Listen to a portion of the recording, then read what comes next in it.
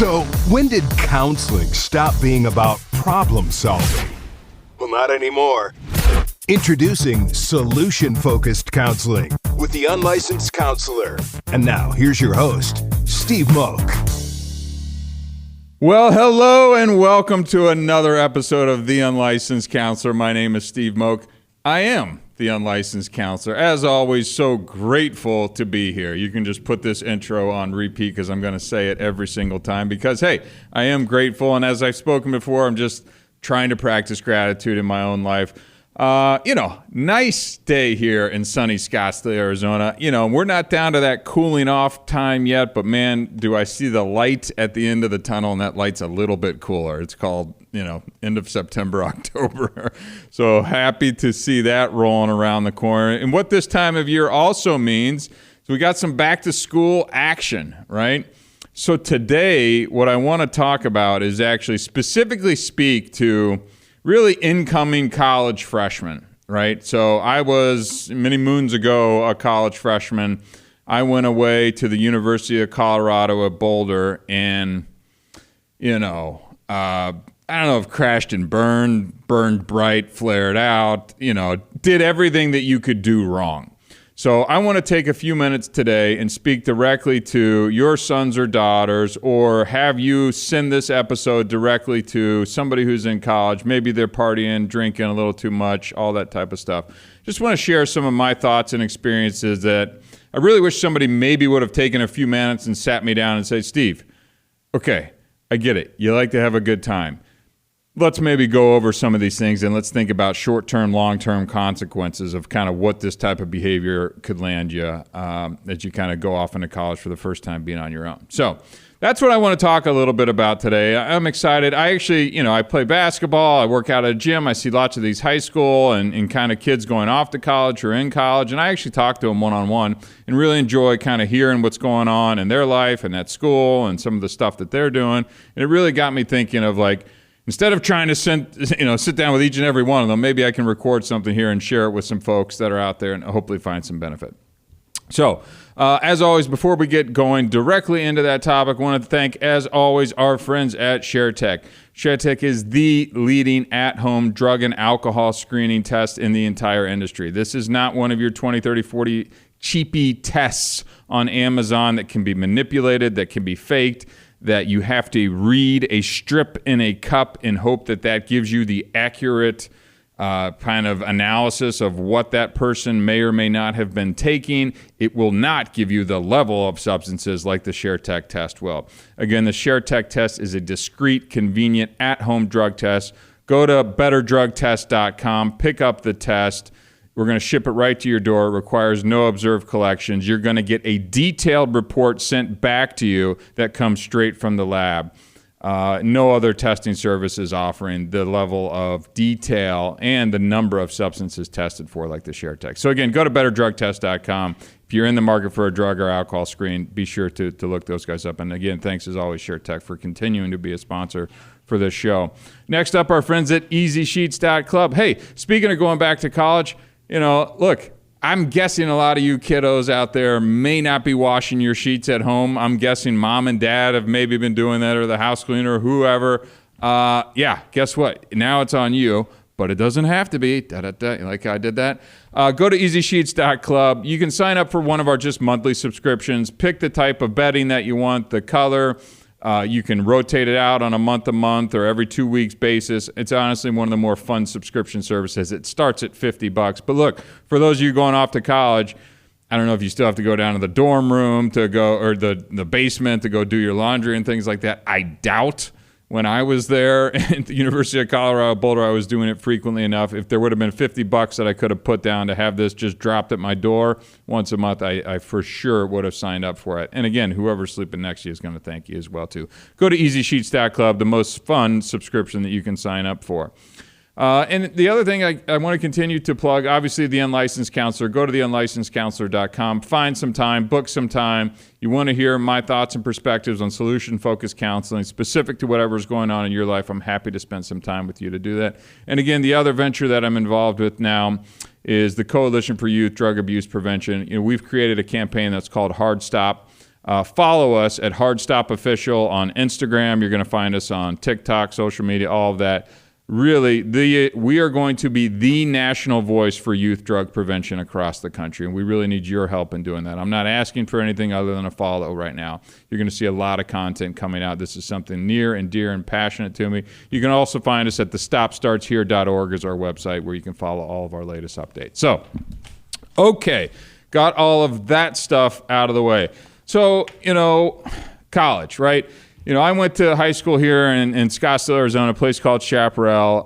Very involved, vice president of my class, captain of some sports teams, played basketball, all that good stuff. So, had a lot of friends, all of that good stuff. But, as I was getting in, there was only one place that I wanted to go. It was the University of Colorado at Boulder. Again, my high school career consisted of, smoking a little too much weed, drinking a little bit too much, going out in the desert, doing all that kind of stuff that, at least that's what we do out here in Arizona. I'm sure you have varieties of keg parties and house parties and things out in whatever neck of the woods you're listening to, right? So I was a good kid, well-liked, but still, you could kind of see a trajectory that I was kind of heading into. And, by the time I did just enough to kind of get accepted into the University of Colorado at Boulder. I had some friends that were a little bit older that went there, did the fraternity thing. I visited there.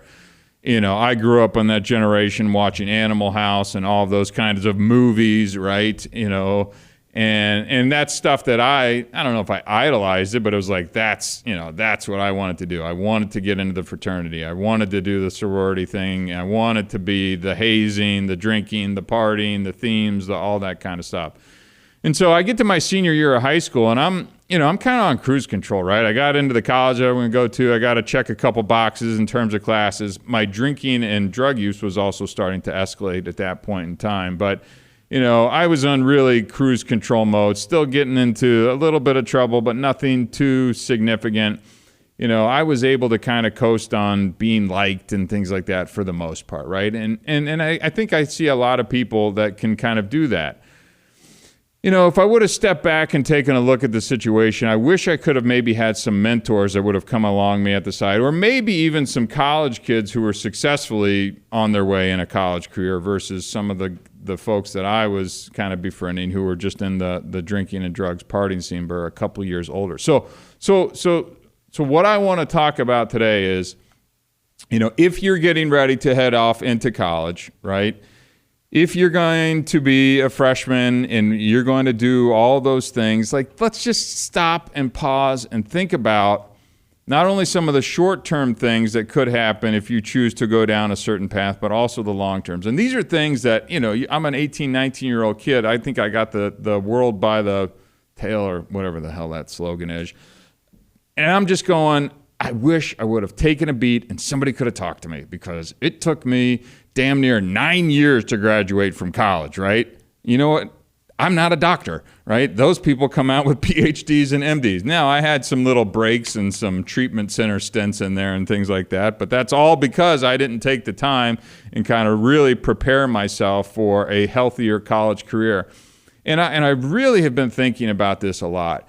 I live a life that I feel like I have no regrets. Like, I've done some things. I wish maybe I could have done some things differently, but I've thought about the no regrets thing, and I go, I think I do have a regret.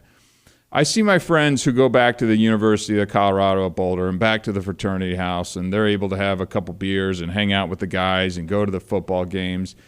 And they graduated from that place. And again, sub in whatever college you want to.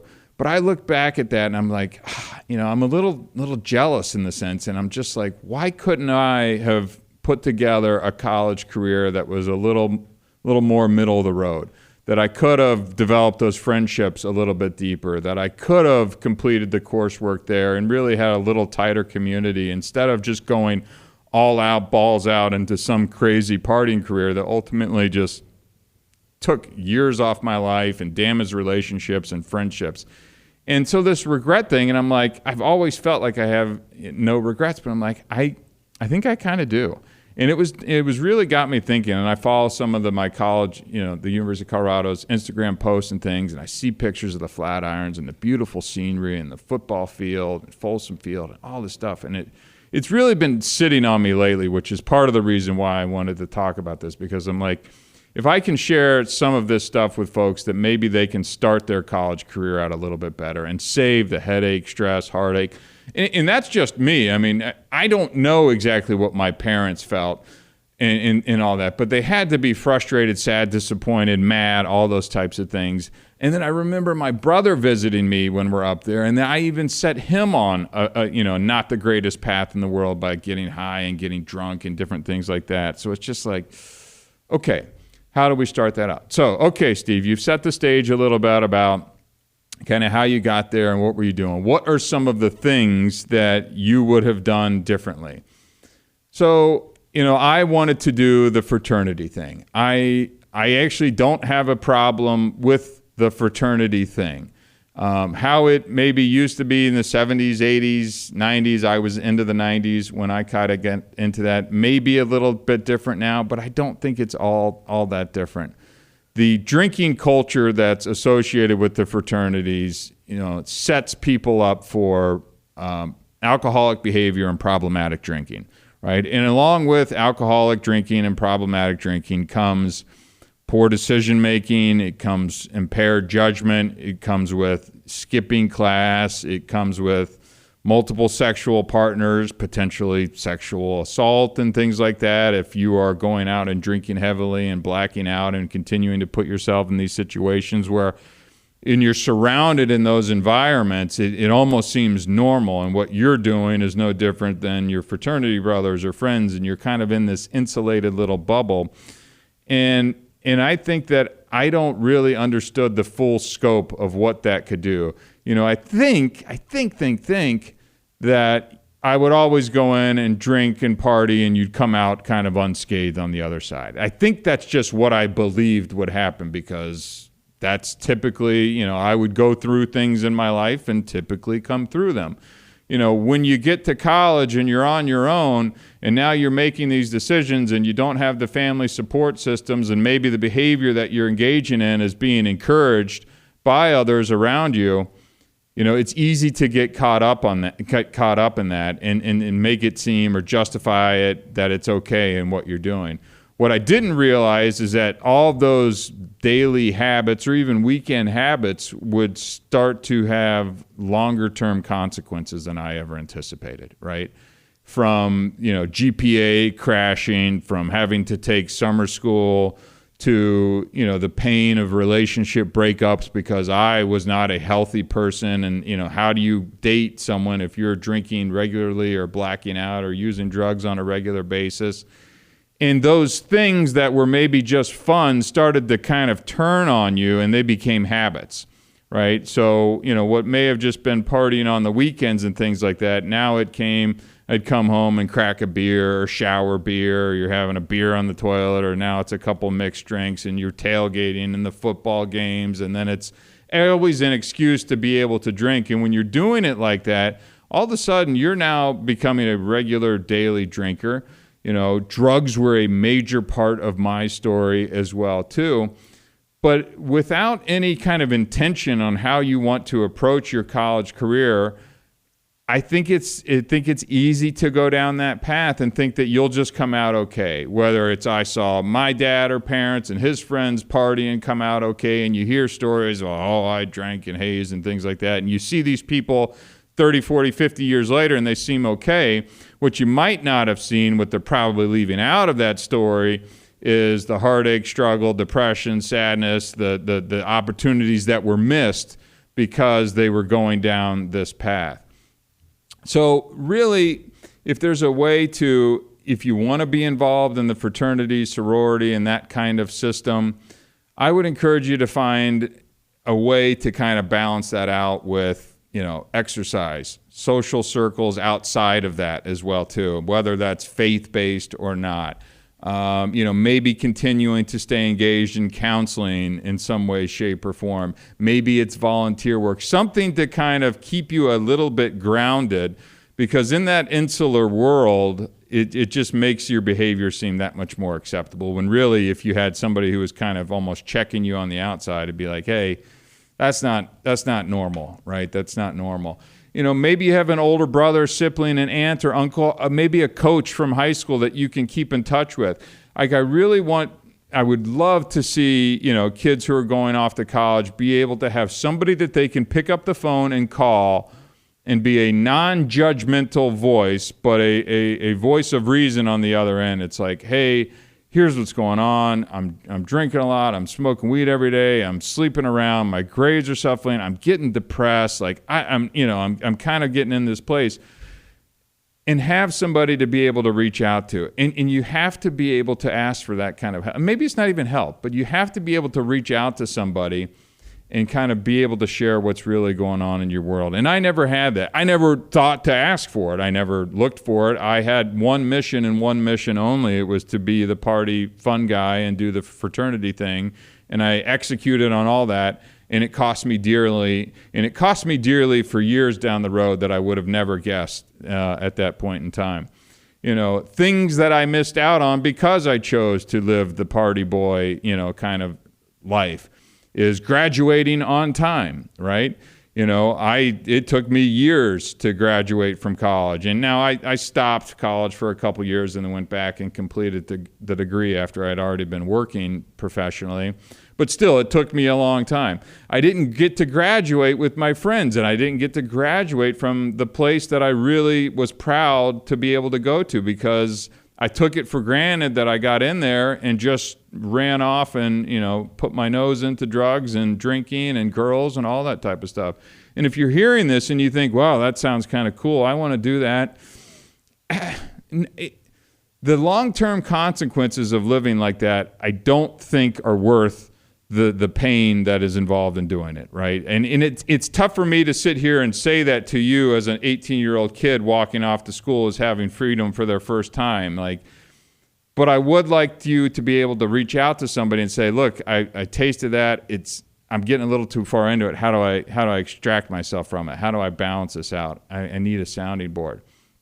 So I just think that I would really like folks to think about and kind of set what is their intention when they're heading off to college. What are some goals that you could be around this? What's your purpose, right? Like, what is your purpose in being there?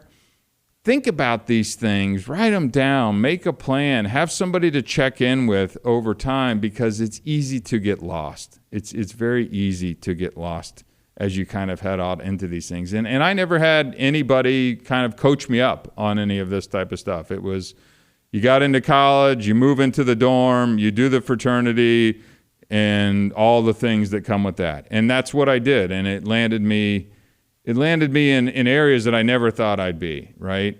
And that kind of brings it into the drugs part. This was kind of heavy on the alcohol side of this thing, but the innocent thing, quote unquote, of smoking weed now, it seems less taboo than what it used to. I was a major pot smoker. Again, I went to the University of Colorado at Boulder primarily because we could smoke a crap ton of weed and it seemed pretty acceptable at the time. And in the fraternity that I lived in, we had a major weed dealer. I mean, pounds of this stuff that would come into our house, and it was just like a free-for-all. And I know that happens at other places across the country too. What was just smoking weed kind of progressed into some mushrooms, right? Kind of the natural drug, natural progression into the next thing. And then maybe some acid, and you're listening to some music to go along with that. And then somebody maybe has some Adderall or something like that because they're taking it for their prescription. You start snorting that because, hey, that's not cocaine, and that can help you study for a test and stay up all night. Adderall in and of itself, from what I'm hearing, is a massively abused prescription drug, whether you're snorting it or just taking it. And I think it's under the guise of I need to study, stay alert, be focused, get grades, that type of thing. It's no different than, I think the actual chemical description of it has the word meth somewhere in it. Harkening back to my treatment center days and seeing people come in with that prescription. It's really no different than cocaine. It's a stimulant that keeps you up, that it kind of allows you to stay alert and focused and things like that. So you start with that, and then now you don't have maybe the Adderall and somebody floats around some cocaine or something like that. And it just all seems so natural. You're surrounded by people who are probably doing many of the same types of things, and your nights turn into days and weekends run together. And all of a sudden, now you've got a regular drug thing kind of going in your system as well. You're drinking, you're using drugs. And that, not only is it just not healthy for you, but it puts you in really precarious situations. So I can't tell you how many times I'm a guy who grew up here in Paradise Valley, PVAZ 85253, right? The stupid city has the name Paradise in it. That's how rough that I grew up in over here.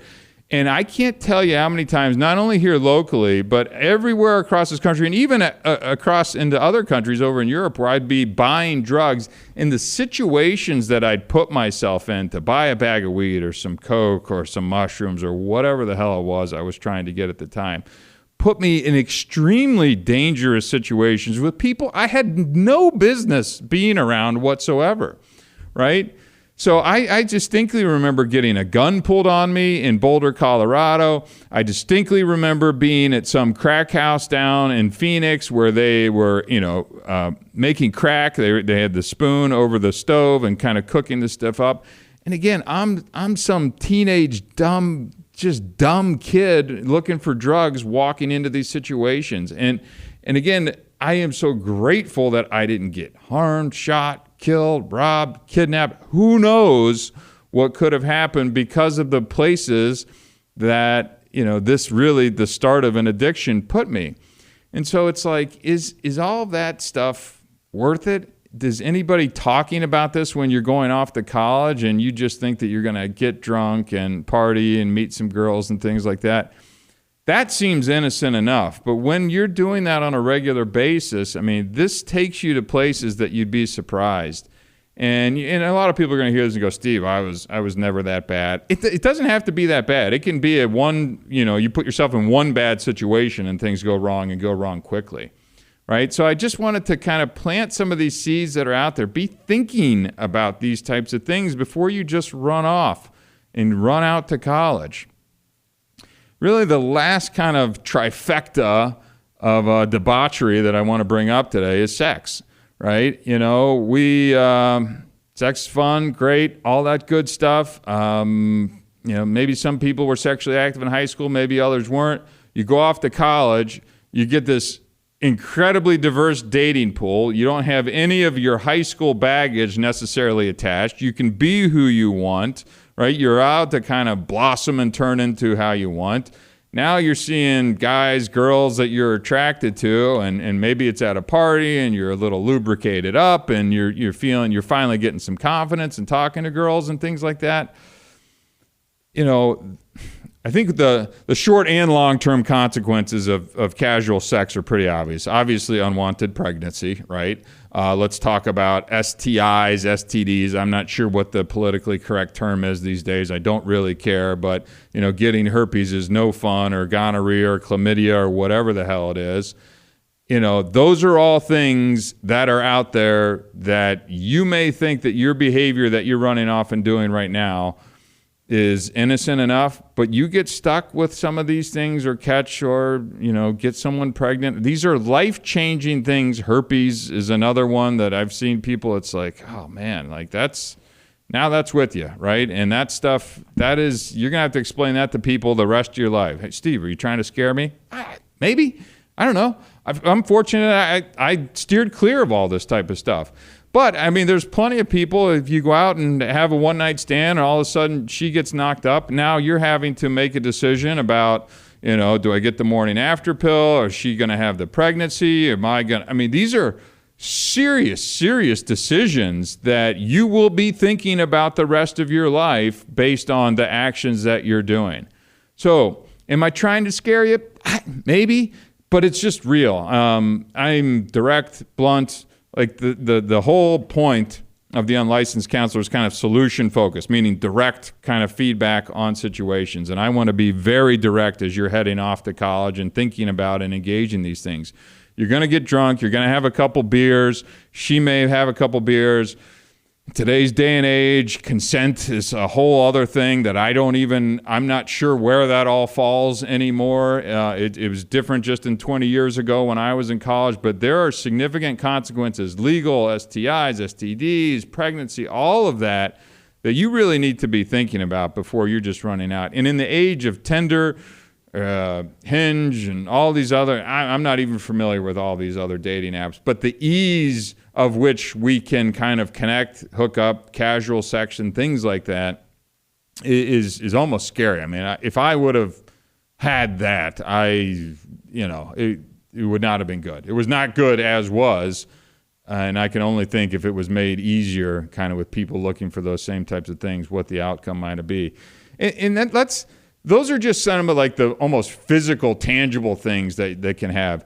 The emotional toll of casual sex and the emptiness that kind of comes with that, and when you're laying in bed and you don't know who this girl is or this guy is and what you just did or how you got there, and they're leaving and they're gone and you're doing that again, or maybe you're not, and you're confused, you're hungover, you're sad, you're mad, why did I do that? Like, it's just weighs on you. And there are things like that you just don't think about when you walk into your freshman year of college. You're just thinking that I'm going to go have fun and meet people and everything's just going to work out. Or at least that's a lot of how I thought, right? And because that was my experience that led me up to that point. And in college, I think for the first time, you can experience consequences, right? And those consequences may be light, they may be severe. They could be law enforcement, right? I mean, they could be fatal. It could be alcohol poisoning. It could be fentanyl poisoning. It could be she's now pregnant and you're going to have a kid in 9 months. There are a million different things, but these are real-life consequences that are very different from that senior year in high school when you're living with your parents and everything's kind of taken care of to 12 months later, you're on your own, and now you've done things that have put yourself in positions that may be life-altering, right? They may be life-altering. And I just wanted to say all this into a microphone so that some people can hear this and just start thinking about it, be cognizant of this, have conversations with your parents. I would encourage you to have an aunt, an uncle, somebody that you're close with, a coach, a mentor, clergy, whatever that is, that you can just check in weekly, monthly, quarterly, whatever it is, so that you can have a lifeline out to quote unquote the real world. Because when you go away to college, you get food served to you, you're living on your own, you're in a dorm, you're in a, wherever, things are just different. But this would be a way to kind of stay connected to some of this stuff, to some of reality, I would say, right? And so that hopefully we can walk you through some of these, less painful consequences. Now, look, does this only apply to incoming freshmen? No. I think a lot of people are late bloomers when it comes to this stuff. And maybe there's an incident that kind of sets them on this partying path and things like that. So please share this to anybody. But I know there are a lot of kids who are just going right from high school and kind of on that fun path. And that fun path quickly turns into not so fun when you're getting kicked out of school for grades, right? Because you're not performing well, or maybe you've gotten arrested, or you're breaking stuff in your dorm room. I mean, there's a whole million things that can happen. So being a little bit more intentional about what is your purpose in college, thinking about things past that day, right? I didn't think that I would have a regret from not graduating with my friends and fraternity brothers and being able to go back to that college. Like, can I still go back? Yeah, of course I can. But I'm missing something that they had that I blew because of how I chose to approach my college career. And let's also not downplay, what your potential jobs could look like as well, right? I mean, not just did you graduate and how long it took you to graduate. I mean, like I said, mine took an eternity to get there. But I mean, those things were going to show up on the resume, not your GPA necessarily, but how long you took to get there. Did you bounce around a little bit more? What ultimately did you get your degree in? And the people who have a little more focus and kind of dedication to what they're trying to achieve during those couple years of college, while still having a good time, right? They're just maybe not getting blackout drunk a couple nights a week and using drugs and things like that. you're going to see those people down the road a little bit later, and they're going to be excelling in your career, and maybe you stalled out a little bit and are a little late to get there, and you're going, I want that. I would like to be that. And those decisions you make now in college will dictate many of those successes or lack of successes, or the pace at which you get to where you want to go based on the decisions that you're making today. And that's just facts, folks. That's just plain old facts. And I just want to dispel the myth that you go away to college, you get grades, C's get degrees, you graduate, you get your job, and you move on into the workforce, you get married and have your kids and blah, blah, blah. That's not how it works. That path requires many, many steps that you are embarking or not embarking on now to kind of set you up for the kind of successes that you want in the future. So I really just wanted, I talk to so many great kids. They have these, again, they're wide-eyed, they're excited, they're going to, U of A, they're going to ASU, they're going to Pepperdine, they're going here, they're going there, and I'm just like, good for you. Have you thought about all of these things? How are you going to approach these things? And I see some of these kids. Maybe they show up high to the gym or something like that, and I'm playing basketball. I'm just going, look, just so you know, I get where you're at, but let's think about, some of these other things. And I just wanted to plant this seed. So if you're hearing this, you may have a son, cousin, brother-in-law, whatever, nephew, niece, something like that you may be thinking like, yeah, he likes to kind of, smoke a little, drink a little. He's a good kid though, right? Like he'll get it together. He'll pull it together. Send this podcast to that kid, right? However old they are, and maybe even sooner. Maybe it's in high school. I think some of this could apply to folks, younger as well, just thinking about the actions that you're doing now. Go ahead, hit those 3 little dots, send this episode directly to somebody, start a conversation with them, and kind of see what they think. Maybe they'll open up about what they want out of their college career. At least gets them thinking this way. And I can tell you from experience, there's just things I wish I would have done differently in college to kind of set me up better for the future, right? I just wish I would have thought about it a little bit more. So anyways, that topic has been on my mind. Again, I'm speaking to you, our fellow college friends. Think about this, talk about this, share this episode with the friends. Hope you got some value out of this. My name is Steve Moak. I am the Unlicensed Counselor. Until next time, thank you very much.